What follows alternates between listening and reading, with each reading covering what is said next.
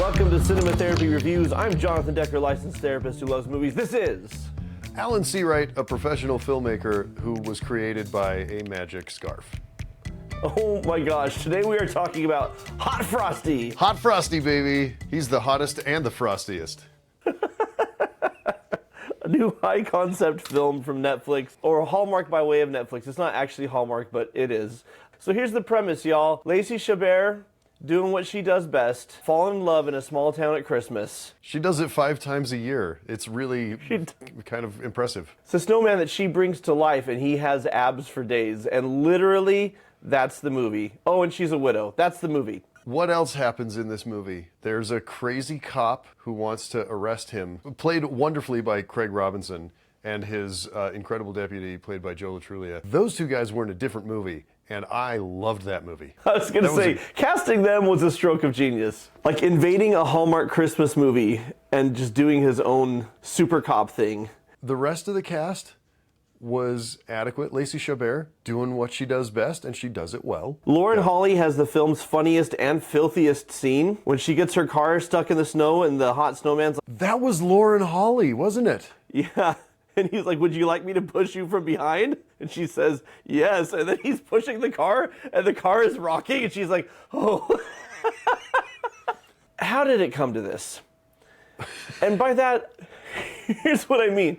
Movies used to be simple. Everyone tried to make a good movie. And sometimes they failed spectacularally, and that's what Mystery Science Theater 3000's for. But every movie that they watched and made fun of on that show was people who sincerely tried to make something good, and it just didn't happen. But now, like, Hollywood caught on, and now we have Sharknado, right? And now we have Hot Frosty, and we have things that are made for us to consume where they're like, this is bad, you will love it. And we say, this is bad, I will love it. And this is where the Dorito shell taco comes from Taco Bell, where I buy it. The moment that thing came out, I drove to Taco Bell that same day. And I'm like, this is the worst thing ever. I can't wait to get one. So what you're saying is you're the problem, Jono.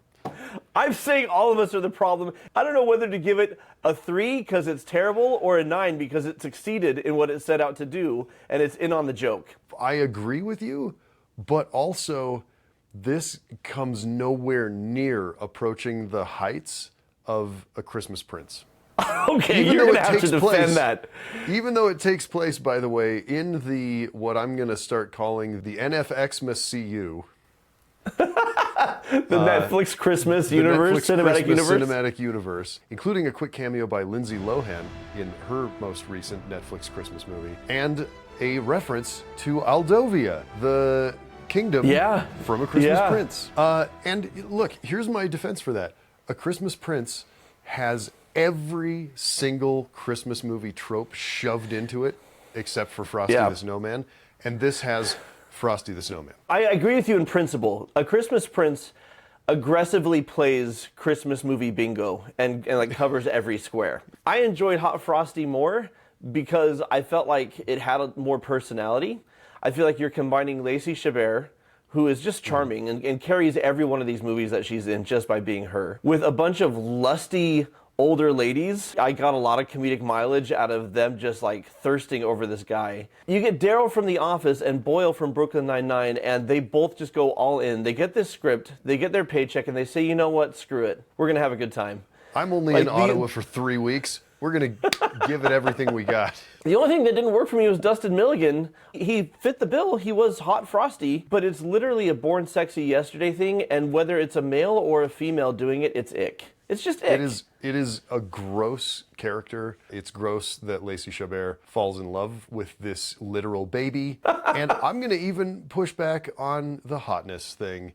Dustin Milligan is a perfectly fine actor. I've seen him in a bunch of stuff. He has a long run on Schitt's Creek, and he's very funny. You have a six-pack. That's not the point, and it's not a full 6 yet. That's why I'm shredding right now. I'm not going to judge you for enjoying a Dorito shelled taco. Just don't call it good. Just don't pretend that it's good. Exactly. Right? And that's what this is. Liars! That's garbage. I am deeply frustrated that every single one of these Christmas movies shoots in the summer. So they have to put fake snow down. They shot in Ottawa. They shot in Ontario, Canada. Just shoot it in February. You know you have to have a Christmas movie by next Christmas. Why not shoot it in February so you don't have to put fake snow everywhere? And you know what's romantic as hell? like a nighttime scene where people are breathing and there's steam, like you can make that a beautiful thing, a little backlight, a little misty moonlight. It's gorgeous. But no, we shot it in May, and it looks like the fakest fake snow that ever fake snowed. Looking at Rotten Tomatoes, audience score 53%. Yep. That tracks. That feels about right. Yep. Critic score 80%. Why are the critics so wrong? Now let's go look at Tommy Boy really fast. 90% audience, 39% critics. This is why I don't trust critics, which is ironic because we're being film critics at this moment. We're doing that right now. The irony. Alan, who is this movie for? I don't know. Hallmark does 30 new Christmas movies every year.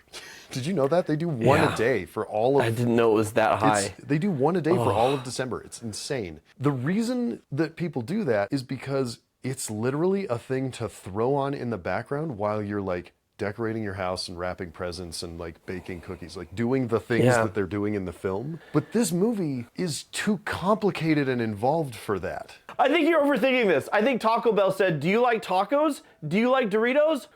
Here's a Dorito taco. I think Netflix says, do you like Christmas? Do you like abs?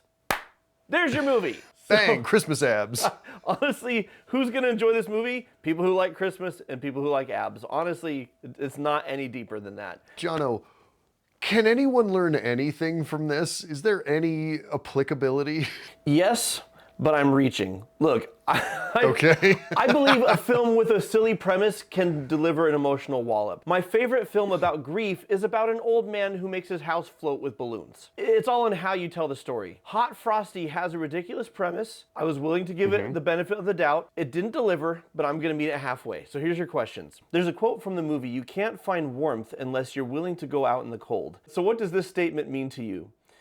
How can you open yourself up to connection after you've experienced a loss? And how does helping others benefit you? Alan, it's time to give this film a score, and then I have a 30-second spoiler conversation I want to have with you really fast. It's so confusing. I don't know whether to give it like a 2 or a 5. If we're looking at it in the NFXMAS-CU, it's probably a 5. But if you're just looking at it as a movie, it's a 2 or a 3. So I think I'm going to go with a 4? No, 3. I'm going with a 3. You're going with a 3. It made me mad. Okay.